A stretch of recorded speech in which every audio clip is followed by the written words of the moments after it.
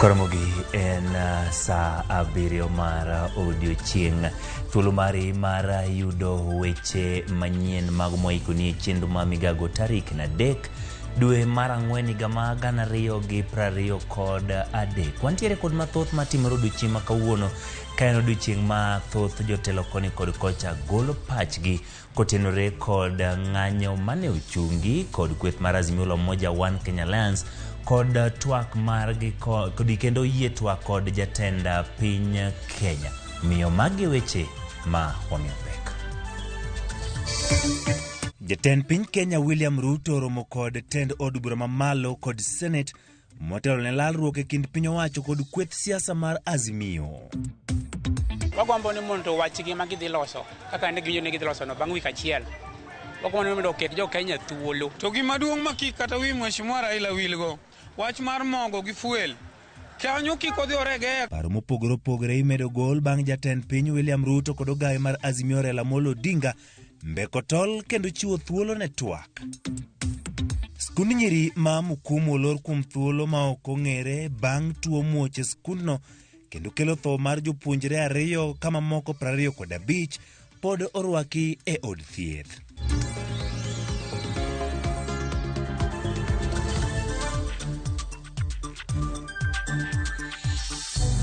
Erokamano nyako Ramogi parni kaka pile namba matudruok pod yawo en 236 nono. Bende yudo achiel kachiel kokalo e Facebook page marwa mar Ramogi TV, achiel kachiel kokalo e YouTube to kod Twitter. Thuolen mari kaka pile mondo mi los koda kendi mia pachi e weche mawakelo ni Galaxy chegi. Bende nyalo yudo achiel kachiel kokalo e Facebook page mara mar Ochieng' Emmanuel. Jatend piny Kenya William Ruto romo kod jotend kweth mathoth e od bura mamalo kod mar Senate mar poro wach motelo ne twak e kind piny owacho kod riwruok mar Azimio la Umoja One Kenya Alliance. Romo makama obiro ndalo achiel kende bang' jatend piny yango ni oyie timo lalruok e kinde kod Raila Amolo Odinga ahinya to kotenore kod yiero commissioners mag duol mochung' ne yiero pacho ka IEBC e kinde dwaro mamoko.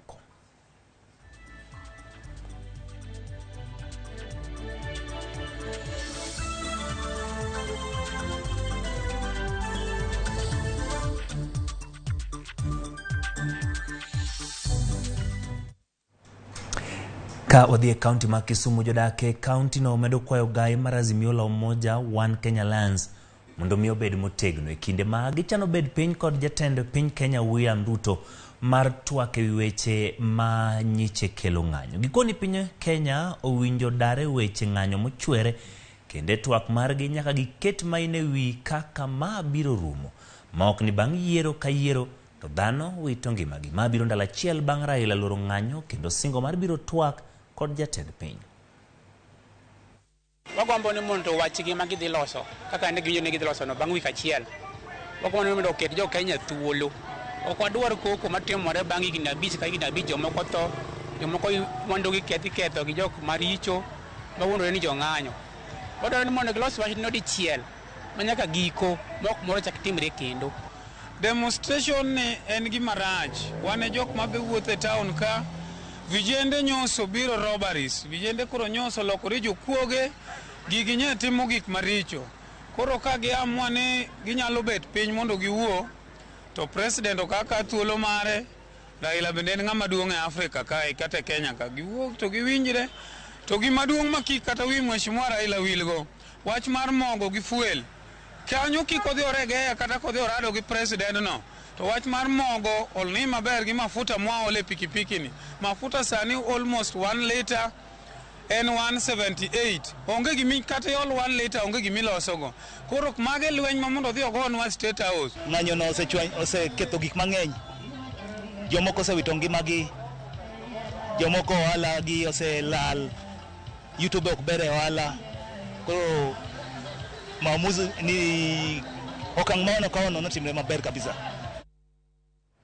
Ekoromo gi thuolo mari mar nyisa pachi ewi okang' manokaw mar chungo ng'anyo pacho ka indi kod ogai mar Azimio la Umoja One Kenya Alliance gi gigo miparo ni onego gitim e kinde ma gibiro twak. Wach machal kamano kodhi Mombasa, moko kuom jodak e kaunti no onyiso mor margi bang' ogai mar Azimio la Umoja yie mar chungo ng'anyo kendo twak kod jatend piny Kenya ewi kaka gibiro loso gigo makelo gwenyruok e kindgi. Kane gitwak kod Ramogi TV gikoni gin kod geno ni twak mar kweth masundo piny owacho kod piny owacho mar William Ruto biro neno ni ng'anyo ok obetie kendo mondo mi ohala kod somo odhi nyime yo makare. Wan waonge lwedo nikech gimoro amora e ngima dhano en nyaka ubed piny ma uwinjru nikech iwacho maber ni kama ji ariyo nitie winjruok nyaka bedi. Koro kanye rais oyie ni ginyalo bedo piny giwuo mondo giwinjre, an aongo lwedo gidhi gibed piny giwuo giwinjre. Gima kwayo ni winjruok no bed winjruok makare, ok en malo ng'ato kata janja moro mar ginyalo timonwa bang' giwuondwa ni wawinjo to kwa winjore kata to mana kaka baba nyawacho cha kok wanyal winjore to aikore ma dok e ndara kendo kata mana didi to wabodok e ndara nyom moro wa kendo nyom moro wa kabisa kendo gima nya kerbe otimo nyoro nyowa pako gima nyalo koni joluowa ma seche moko kare chomo kon moto balo chomo kamachielo giwe timo gima kamano. Wan joluo ne wachako riwre chon ko wuok Sudan makata kili Uganda ido ka giriwre to jomoko ido ka sama kech kayo to ng'anyo wera ila ka gichomo kumachielo. Koro sani gibo wuo nango kokoro wuon piny motelo ni piny em nyo wacho no obo yiu romo kod wuor nyakoga mondo giwuo e mesa giber piny mondo giwuo to kendo gidhi e State House kanyo giwuo kendo giwuo ni jopiny mondo piny kod temperature mancho bedo man malo ni oduogi e piny japiny thagore onge kata na gima giduogo kendo ya winjo ka giwuo wach mar bando ero rais no wacho ni bando wuok biro girang kaka ginyalo keto gik moko ka subsidy nikech Kenya ok wanyal konyre kendwa. Wach machal kamano e kaunti ma Bungoma bende jodak mage orwako paro mar twak e kind jatend piny Kenya William Ruto kod ogai mar Azimio la Umoja One Kenya Alliance Ramogi Odinga ka gikoni mano biro miyo kwe betie kendo. Moko kuom jodak ma kono opoyo mokalo jatend piny kuombe kotol kendo keto Kenya nyime ewi gwenyruok manitie kindgi gikwayo kwe kata mane kinde mag dhi twak ahinya to weche mag duol matayo chendo mag yiere pacho ka IEBC. Ninataka kushukuru sana rais wa nchi ya Kenya Daktari William Samoei Ruto kwa kuafikia uamuzi wa kukutana na kiongozi wa upinzani bwana Raila Amolo Odinga kwa sababu ya maendeleo ya nchi yetu ya Kenya.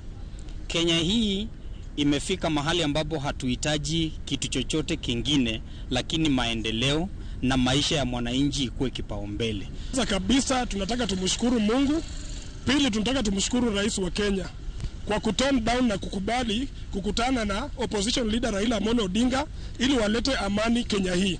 Biblia inasema blessed are the peacemakers. So tunashukuru, hatutaki tena kuona maandamano, waelewane na Kenya ende mbele. Wananchi wa Kenya sisi ni watoto kwenu. Ni kama baba na mama mnapolumbana, chenye watoto wanataka chakula tu, mpigane, mfanye nini ni chakula. Sisi tunataka tuseme wawache malumbano. Tunataka tuone Kenya ikiendelea kwa sababu ya late already imeisha karibu miezi 7 hakuna chochote chenye kinafanyika. Nataka kupeana shukurani ya kipekee kwa viongozi wa makanisa ambao wamesimama katika hili bengo kwamba walete hawa viongozi wetu pamoja, sababu tusipokuwa na amani nchi yetu inapasuka na hiyo sio njia ambayo tunataka tuende.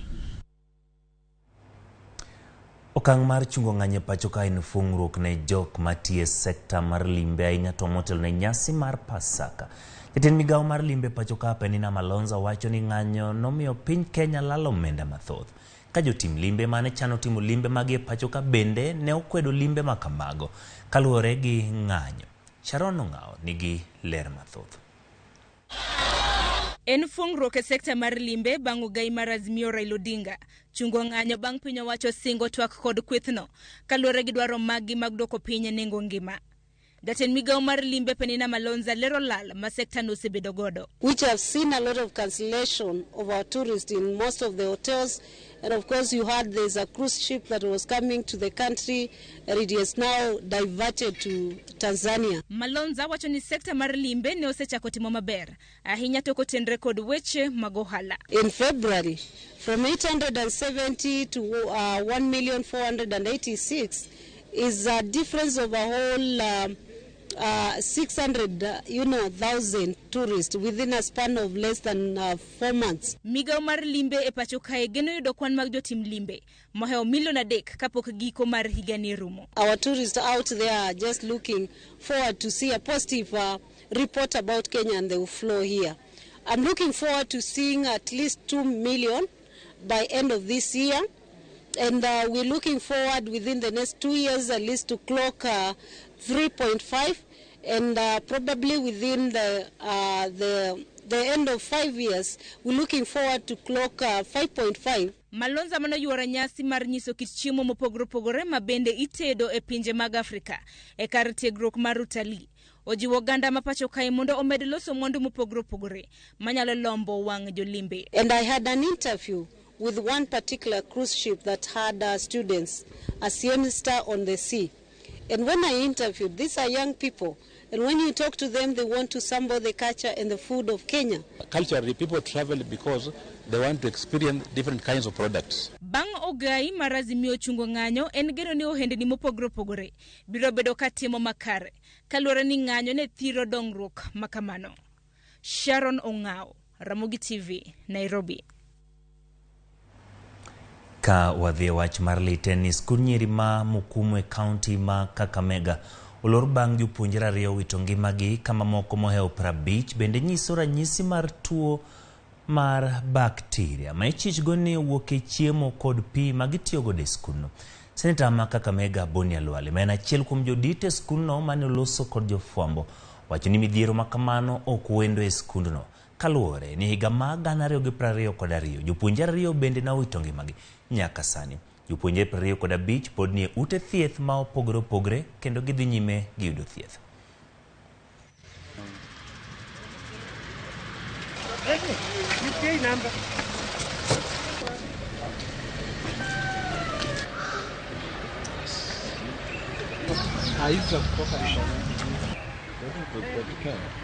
We want to take this early opportunity to send our heartfelt condolences to the families of these children, and we want to assure them they are in our prayers. The school is going to stand with them. The government is going to stand with them.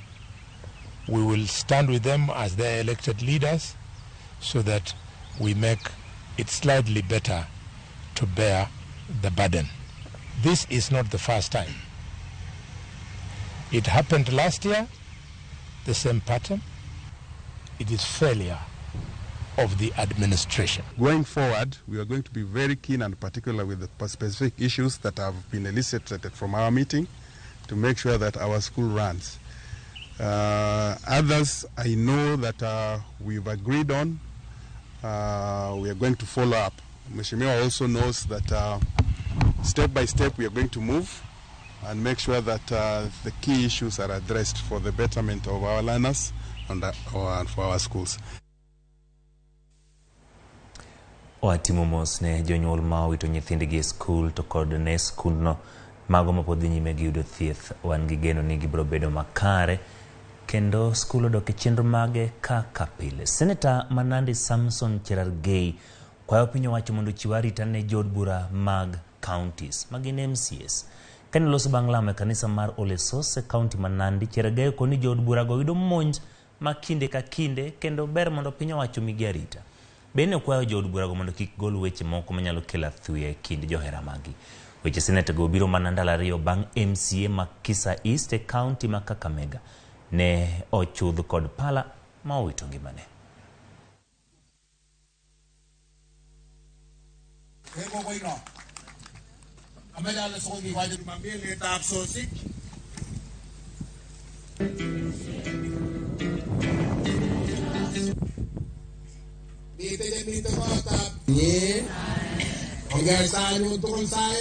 Na mimi nataka niulize kwa sababu MCS ni 2500. MCS wapewe bodyguard. Kwa sababu kama bodyguard angekuwa wangeweza kuzuia hiyo mambo ya kiongozi kuuawa. Watu wengi watauliza mbona MCS wanataka bodyguard? Kwa sababu moja, unajua kwenda by election is expensive for the country. Hiyo watu sahi watu wamekosana. People will fight. So even organizing by election by IBC, organizing even campaigns at this time when the country is going through many challenges is costly for the community. So we request the IG to allocate the MCAs wakuwe na bodyguard ndio wasiweze kuwa na maisha inaweza kuhatarisha.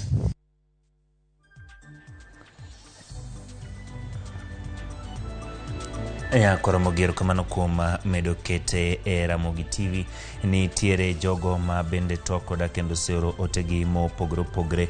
Ramogi mano mondi kiwuok Mbita Rusinga Island Litare Beach mano dho wath. Wan be omor kod thuolo ma jatend piny Kenya Ruto kod Raila Amolo Odinga okao mar bedo piny mondo giteme yudo winjruok. Gino ne osekelo pogruok mathoth e pacho ka. Ramogi amor gi chung ma jotendwa ariyogo, mogo gi fuel gi salad, sukari koyie to duok chien. Mano Pastor Kennedy Nyandiga kiwuok Majengo Imbero kamano. Ano mos wuod nyakuoyo ka intiere Asemo Got Bondo Ramogi ler Got Bondo. Wan mana gi mor kod wach mar chungo ng'anyo gi baba erokamano. An Medieta Jono Lwendo amor ahinya kod okang' mokaw kod jotelo ma Kenya kae. To okwayo ni gilos weche machando Kenya kaka weche yiero, kaka jopiny kech kayo, kendo weche mag fuel gi weche somo. Erokamano kuom orotini. Amor kod wachno mano Dek Felix wuod Gema Sumbi, Ramogi TV ler. Ramogi Migago nere maler. Ano chieng'o mwanda ka intiere Kanyamkago Rapogi. Imor kod kaka jotelo ariyogo gie sani odok chien kendo oyie kod weche mag twak mago jok mosebedo kaloso kode okalamba mar 3-6 kik idhi mabor, pod wantiere kod mathoth moiko.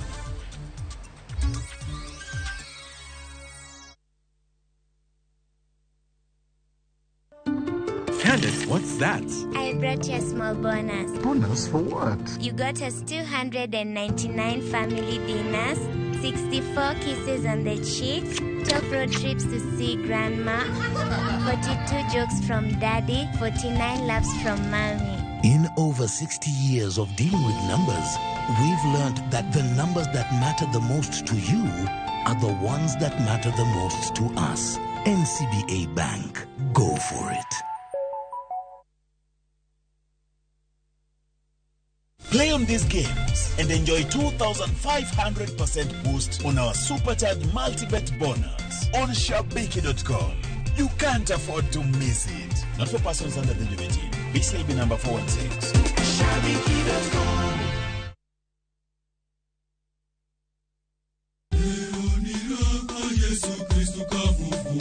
Ka Jo-Kristo chung kachiel, ka giparo chier mar Jawar Yesu Kristo e Pasakani, wadhi bedo kendo wuotho kodu e nyasini ka wamedo miyo nying Nyasaye duong'. Wabo bedo kod kwaya kod wende koa kuom jower muhero, sinema kod katun manyiso sigand Yesu kod jopuonjrene.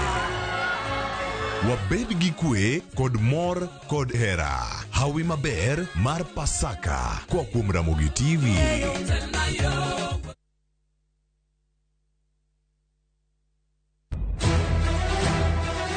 Sigana ni medo minore gi weche mag miriambo kod miganga.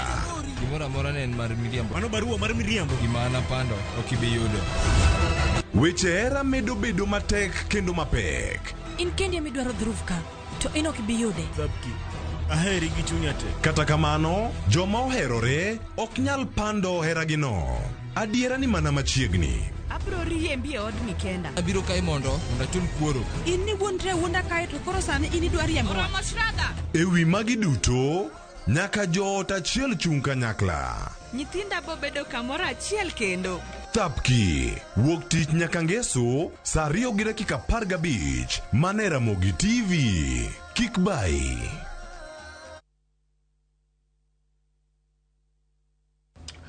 Oh, you're here.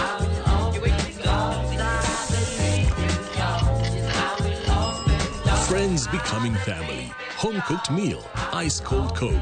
That's the recipe for magic. Make your mealtime more magical. Buy any participating pack. Check under the cap to get your code and stand a chance to win free food shopping for a year, plus millions in instant cash, airtime, and shopping vouchers.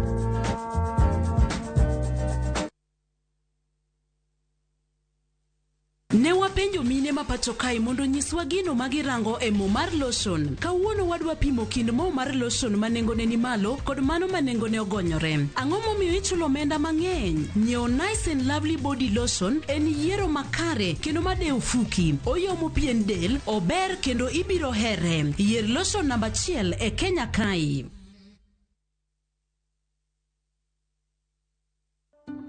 Candace, what's that?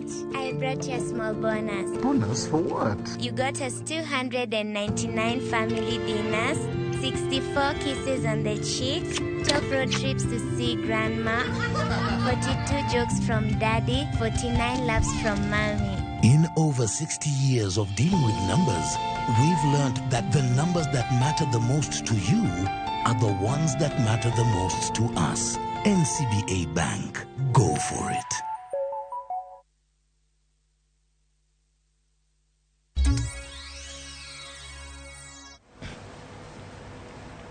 Erokamano kuom medo kete e Ramogi TV chenro ma Migago. Bila e gweng' ma Kenyenya timo nonro e masira mar mach manomuocho odhiambo manyoro e skul nyiri mar Rio Kindo kendo wang'o od nindo mating'o jopuonjre 500. Jopuonjrego nonindo oke koyo tok masira ma kamano manoyo moko kuomgi kod hinyruok kendo tere kar thieth ma Kenyenya. Liekore ni masira mar mach nokel kod ng'ikruok e weche mag stima. Wadudire kod Crispin Otieno mondo mi olernwa mathoth. Crispin, erokamano kuom yudo thuolo mar loso kodwa e chenro mar Migago gi lak sechegi. Wayudo lipot motenore kod skulno.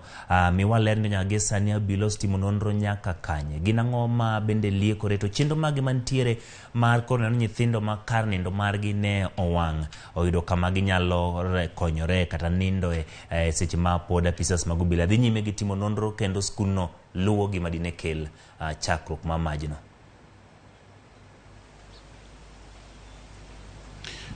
Awinjo makare kanyaka sani kaluwore kod mach manomuoch e skul sekondar mar nyiri mano mar Rio Kindo mayudore gwenge ma Bomachoge Borabu County ma Kisii kama kar nindo mar nyithindogo mating'o nyithindo 500 owang' otieno kata midhiambo manyoro kendo nyithindo maromo 26 noyudo hinyruok mopogore opogore to kane gi iro mano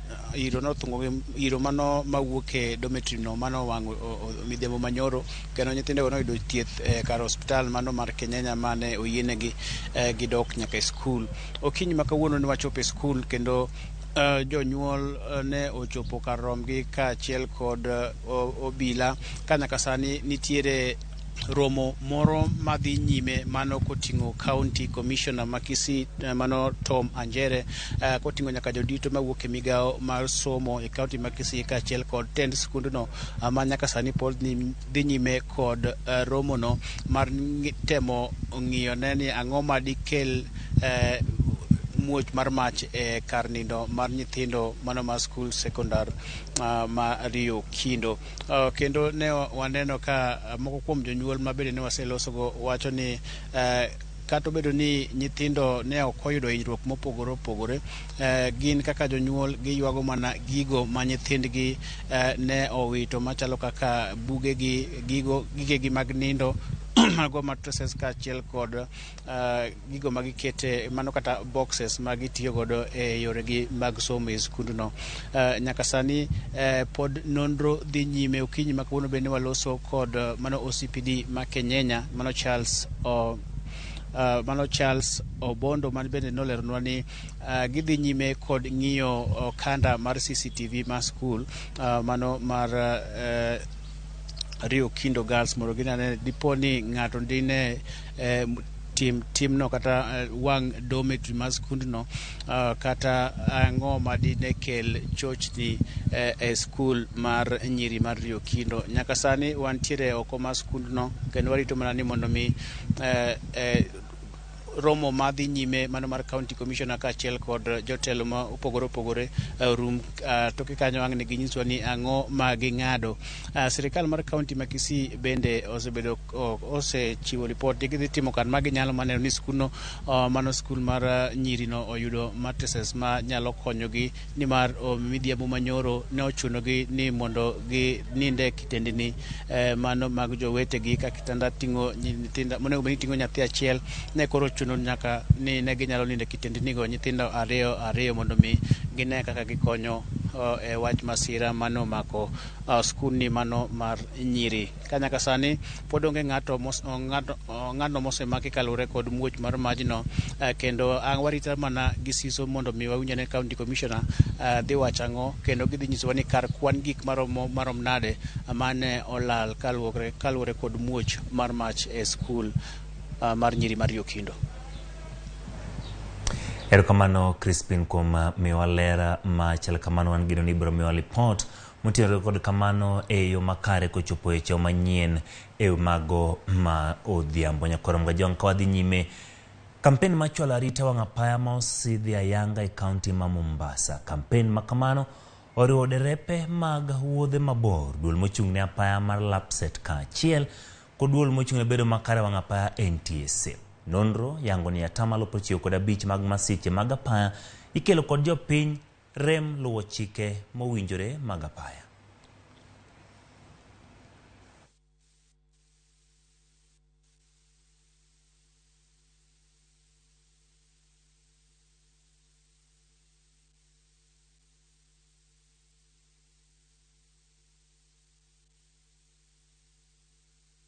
Person who is driving along the pedestrian walkways, a person who is not using the footbridges or the designated crossings, or a person who is carelessly driving on the road, those are the main contributor, and that is a decision of the driver or the person walking or the person riding the motorcycle. So our issue here, about 95% is about the individual using the road. Tafadhali tukiwa katika barabara tujue kwa barabara ni yetu sote. Kuna wale wanaotumia miguu, kuna wale wanaotumia mapikipiki na wengine. Tujaribu kuangalia usalama kwa wote. We'll be screening long distance drivers to ensure they are safe as they drive, so that we advise them if they need glasses, if they need to take medical attention on their eyes. We are also promoting rest stations along the road. We have one coming up in Sultanahmud, and we have another one coming up in Kikopey. Tukija kwa swala la parking, hizi parking huenda madereva wasilale kutokana na kwamba hata wengine huendeshwa na simu na waajiri wao. Wengine ununuliwa hata miraa ili atoke hapa express aende mpaka Malaba, avuke aende mpaka Kampala, na akirudi pia anarudi akipigiwa simu hakikisha amefika kwa ule wakati unaostahili, ikieleweka kwamba kuna ushindani wa kibiashara kati ya SGR pamoja na wizara na upande wa tasnia udereva. Piny owacho kwa mondo chwalo kenge mag kelo lokruok makoni kod kocha e Migago mar lo. Okang' migeno ni biro ywayo joket mwandu e sektano ahinya to mang'iewo lo e gwenge mag Laikipia. Okang' makama biro e kinde ma ohala mag uso udi kaachiel kod lo timo makare e gwenge mag Nanyuki kod alwora mare. E nyasi mar auchiel manyiso udi e gwenge mag Nanyuki, mane en jagoro maduong' e bwo migawo mar udi kod wuoth Irungu Nyakera wacho ni thoth joket mwandu sani geto ng'iyo lope gwenge kaluwore gi kor lwasi makare kanyakla kod loth mar puothe. only operated for 2 years. So if you want to get to know... it's going down at Moran Land. I think that's what they say, isn't it? Lilian Achiro? Premises. Most of us do not invest for your retirement. True? You get those plans that work very well for you. Care up. One of the key challenges that we've been speaking about is on the integrity of the documents from the registry. Because when people lose faith in the documents that come out from the registry at the beginning, it means that then the sector, you get a lot of fraud and people stop trusting the system as well. So what we need is to have government policies that actually enhance the documentation at the registry to improve on the integrity. You realize that very many companies have come up, bought some plots in the outskirts of Nanyuki, across the whole area of Laikipia, but you find the infrastructure is not growing at the same speed. People are buying, but the infrastructure is not growing at that speed. The government is not investing quite enough as we expect it to invest. And this is where I think we need to become a little bit more aggressive. The government needs to become more aggressive to support us so that the real estate can really grow in this area. The government is partnership in collaboration is giving free land for the investors, then create a very conducive environment for investors to come in. Also, the government has set aside money for investors. We have the enterprise fund, revolving fund going on. We have the stimulus program with the various banks where the investors can borrow cheap money and invest in various opportunities that we have in Laikipia.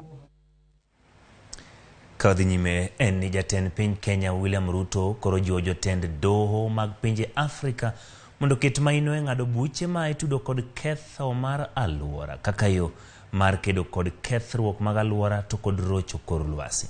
Ruto wuoyo bang'e awayanga romo mar ndalo adek mokelo kanyakla jotend doho mawuok e pinje 22 kane ojiwo pinje ma osedongore mondo yaw ne Afrika hola mabiro jiwo chenro mag rito alwora kendo geng'o kethruok mar kor lwasi. Watudore kod jafwambo marwa Edwin Okoth ma miwa ler mathoth e wachono. Edwin, erokamano kuom yudo thuolo mar loso kodwa e weche manyien mag Migago. Romo ma kama ndio bagi e pacho ka gin kweth mage ma onywandi e romono. Gin ang'o mosetwage nyaka sani to en ang'o ma gigeno yudo kowuok kuom romono? Erokamano ahinya Emmanuel, awinjo yo makare kendo mana kaka iwachono en romo mobagi madhi timore kuom ndalo adek kendo kelo kanyakla jotend migawo kata jotend doho mopogore opogore e pinje mag Afrika. Sama wuoye ni en kidieny mar ariyo mosechakore, kidieny mokwongo noserumo kendo en twak madhi nyime ka ochudo wach mar kaka inyalo rit alwora, kaka jodoho nyalo riw doho e rito alwora marwa e pinje mag Afrika. Dakika matin mokalo, jatend piny Kenya William Ruto man kasilando ne nitiere ka kendo ne otwak kod jogo mane ni ka jotend doho ma Kenya duto ni ka kawuono masani gi mosekalo nitiere jong'ad buche ma kwan gi anya wacho ni nya chopo 50 kama mawuok e pinje mopogore opogore mar Afrika. Gima giwacho maduong' kendo king'iyo ane jatend piny Kenya wacho en ni Afrika ok tid alwora e okang' mamalo kaka pinje mosedongore. Kata kamano, chandruok ma ikelo kod kethruok mag alwora hinyo pinje mag Afrika moingo kata pinje ma osedongore. Koro giwacho ni kata bed ni gino Afrika ok tim gik machido kor lwasi, to gin ema gihinyore ahinya ka koro nitiere oro kata pi mating'o ji kata aoche mapong' kata koth machwe apoya kata mapong'o aoche masomb ji. Omiyo giwacho ni koro kaka jogo ma otudore kod chike, jogo marito chike, jogo marito ratich oganda ma winjo chandruok ka giyudo ka arita mar alwora kata kethruok mar alwora otimo, nyaka gibed motegno mondo gine ni onge ng'ama giyiene mondo otim gigo manyalo ketho kor lwasi kata manyalo chido alwora mamiyo oganda chandruok. Jatend piny Kenya bende wacho ni Afrika pod ni manyo omenda ma ginyalo timo go dongruoge manyalo konyo kata reso kethruok mar kor lwasi. Koro jatend piny Kenya nowacho ni okwayo pinje maoko kata pinje mosedongore mondo oket chenro makare manyalo miyo pinje mag Afrika oyud omenda e yo mayot ma ok okednegi pek kata okednegi gigo mageng'ogi e yudo omenda ma ginyalo timogo dongruok e yo ma ok keth kor lwasi ma iluongo ni green energy kata green development. Koro emomiyo jotend dogi kata jo ogai mag doho mopogore opogore dwa bet ka kuom ndalo adek ka gitwak rito to ginyalo konyo nang' ahinya to e rito chik ma oketi marito alwora kata marito mageng'o kethruok mar kor lwasi. En romo ma koro dhi nyime kuom ndalo adek mabiro, osechakore kendo ma ok en mokwongo ma mar adek ma itimo e piny ma jotend doho mawuok e pinje mag Afrika romo. Emmanuel. Erokamano Edwin Okoth kuom miwa ler kotenore kod mano. Wan gi geno ni romo ma kamano en mano mabiro nyago olemo ka ibero weche mag rito alwora kaachiel kod gayo lokruok mar kor lwasi mabende kelo midhiero mopogore opogore ok mane pacho kaendi to e piny mangima. Ka wadhi nyime, jo ohala mag lewni mirwako kidhi e skul mag uniform e kaunti ma Trans Nzoia ywak ni gidiwo kod lewni go e dukni e kinde ma jopuonjre mathoth rwako lewni mago moyiech. Gino mape kelo penjo ni kare ang'o momiyo lewni go diwo ka jopuonjre to rwako ma oti. Ma koro miyo johala mag lewni go koni ohandgi winjo ketie yo moriere mondo obed mayot kata mana kaka ne ogo kum jogo madwa nyiepo kalure gi diwo kod stock to jonyiepo be chalo ka gima ywak ni nengono ni malo.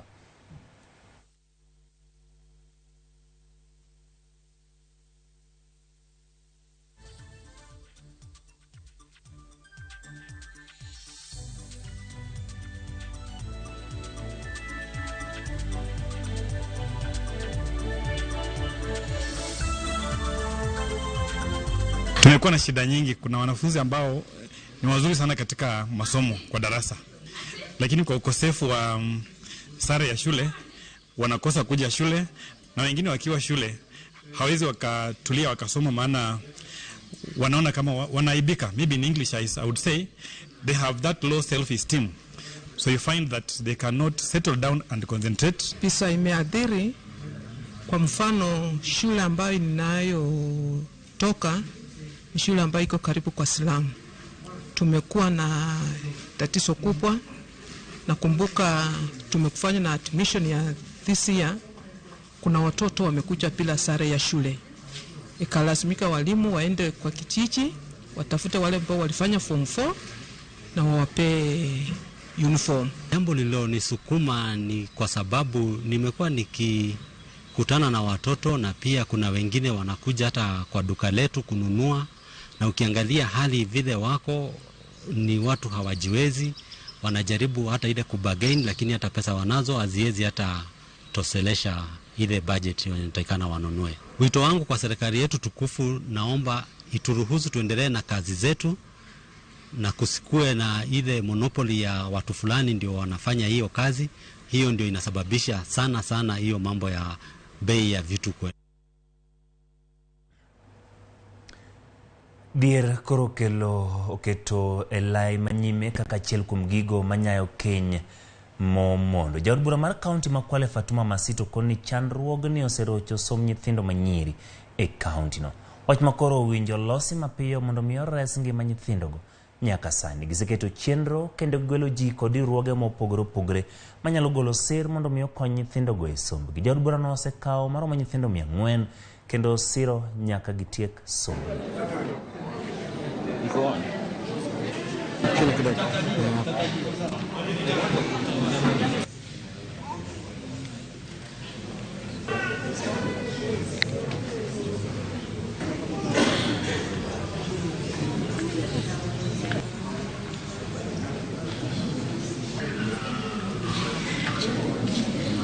Tumeathirika pakubwa na mambo ya ndoa za mapema, mambo ya wasichana kuzaa mapema. Ni kuwasisitiza tu wazazi tujaribu kuchunga watoto wetu na tushikililie, na hii yote unajua inasababishwa na sababu ya hali zile za maisha ya uchochole ambayo mzazi anaona anashindwa na kila kitu, hata mkate wa asubuhi unamshinda. Inabidi mtoto wa kike aende kujihusisha na mambo ya ngono kwa sababu anadanganya na wanaume ambao kidogo huenda wakawa wana hela kidogo.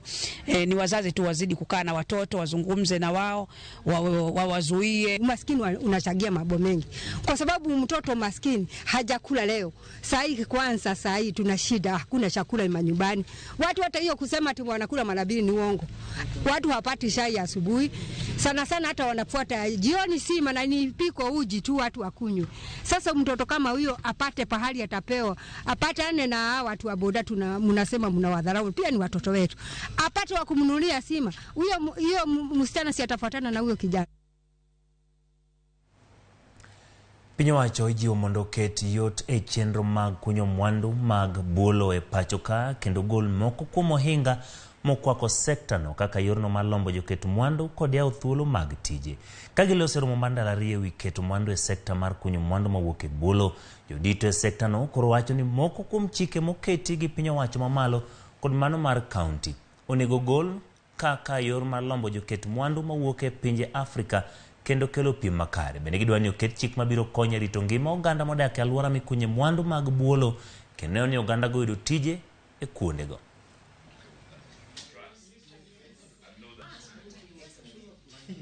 The guy we met yesterday said Kenya has very many problems, so the issue of mining is not something they put so much that they are going to put money into mining. So basically, they are underutilizing the land, you see. So to us, we said, okay, this is an opportunity to save people from investing in scam business. But if we're working with the project, with the community, we want to grow up. We need to take 10 places, 20 places, 30 places. Means we need to now growing. So we use the money which we receive to change the life of the people, even to help the local and support the local people. In this case, the government need to understand they have taxes, they mean the fees. So the fees will come to the government and the local government. Chenro ma duoko kwe tong' mar piny Kenya kod Ethiopia osechaki kaunti ma Marsabit. Chenro go gin mabiro neno ni dhawo mabedo e kind jodak mag pinje ariyogo oduok piny kendo keto kenge makare mabiro konyo kedo kod jonjore manyayo tulo e gwengego. Riwruoge mopogore opogore ma ok mag piny owacho emotelo e chenro ni ka gikonyore kod tend kaunti ma Marsabit. Jalup gavana ma Marsabit Solomon Gubo singo tend kaunti no biro siro kenge te mondo mikwe obedie e kaunti no to kod alwora mage. Hiyo ni kibinadamu, lakini tusikubali kama ni tabia nzuri. Unajua kwa pengine tunakubali vitu fulani atatena ama tena inakuwa kitu kubwa baadaye tena. Atatena ni kitu kama tabia yetu, ni kama dunia yetu. Then it becomes a big thing in the long run. Then tunashindwa kusolve. So before ufike hapo muweze kusuluhisha mambo mapema. Vile tulisema saa hizi hapa. Amani ni nzuri. Bora anasema one chief case na gap angafu.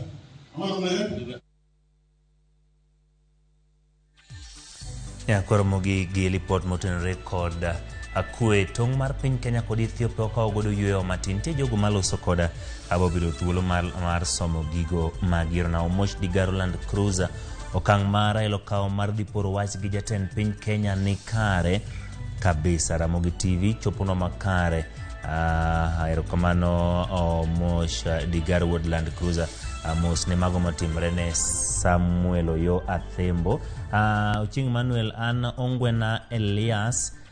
Ineno achiel kachiel ka indiri paw ndege kadem koni kendo mor kako kelno lendo kachiel kachiel. Erokamano Ongwena Elias. Vincent Okoka wuok Aboma mor gi Ramogi TV arwako lalruok mar jatend piny Kenya William Ruto gi Raila. Giduoke nengo mogo gi fuel piny. Wan jopiny wahinyore. Erokamano ng'ato ndiko kaendi Kiswahili abiro temo loko gi dholuo. Owacho no mora ahinya kaka jatend piny Kenya William Ruto kod Raila Amolo Odinga baba otimo winjruok magi chano. Wacho ni uchumi en mano man malo ka bende onge gigo ma inyalo yud e yo mayot. Mano Margaret kowuok Kanyaluo e kaunti ma Homa Bay. Oni Ramogi TV Migago. Erokamano temo loko gi dholuo. Ramogi TV ye gi baba uchumi odog chien. Tuwaka biro bedo mano makare mon Laktar Uko Ogeno Wood Samui Suba. Erokamano kuom keto Ramogi TV. Linda Nyarsemeko Ker Ramogi Lev Maratari. Erokamano kuom miyo wapachi wach ma wakilnige lak sechegi. Akang'eyo mana jogo moloso koda mana thuolo machuok kende Facebook page mar Ramogi TV gin ji mathoth kendo pachgi en kotenore kod weche mago mag mosruok e kind Raila Amolo Odinga to kod jatend piny Kenya William Ruto. Kik idhi mabor, waduogi weche mag tuke.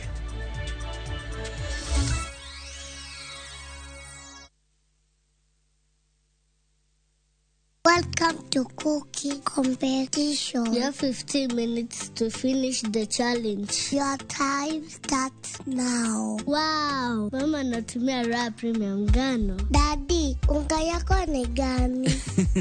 Ni unga tu yangu ya ngano. Daddy, chapa zako zinakaa aje? Akini za kiajabu ajabu. The mom ni nyami nyami and soft. Now you know. Kwa chapati nyororo laini na tamu, tumia unga wa Raha Premium ngano. Nyiew mok ngano mar Raha Premium kawuono e duka machiegni kodi. Candace, what's that?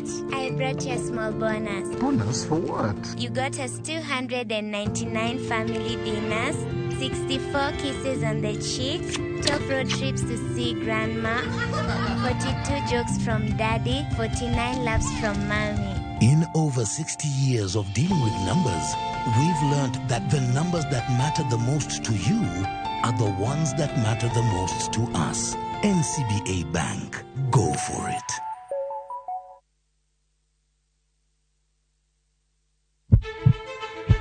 Sasa ya mawagamo muya, wayudo ngima. Sasa ya mawayudo rieko, wareso ngima ng'ato. Ductus arteriosus onego beni lorore, foramen oval onego beni lorore. Penj laktar, kelo ng'eyo matut. Gero ganda gi puonj, mok inyal yudo kumora mora mag weche thieth. Diwacho ni gima koyud chon, tinyalo thiedhe ma ng'ato chang chuth. Kabisa. Or ote machuok gi penjo, moluore gi weche thieth. Tudri kodwa e nambani. Kata inyalo ywa tole nambani. Riwri kod Ruth Otieno, wuok tich nyaka tich abich, saa 12 odhiambo, mana e Ramogi TV.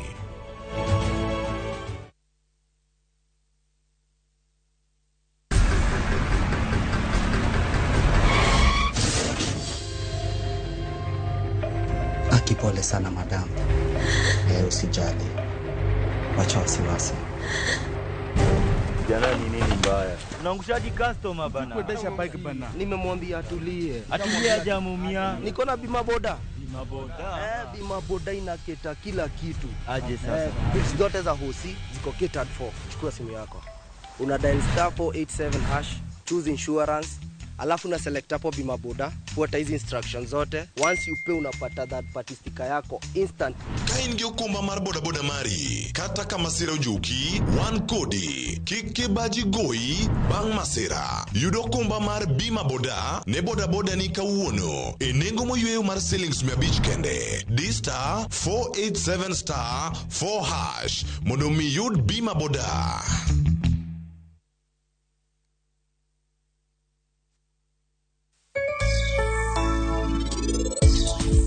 Sankara kodi temo wachango. Ing'eni nyathi ma kich miluongo ni Tina ni en noheri ahinya. Hera matina no kobana. Oken nyathi kich. My nyathi ni kamora chiel gi faki mara ratani. Make your mealtime more magical. Buy any participating pack. Check under the cap to get your code and stand a chance to win free food shopping for a year, plus millions in instant cash, airtime and shopping vouchers.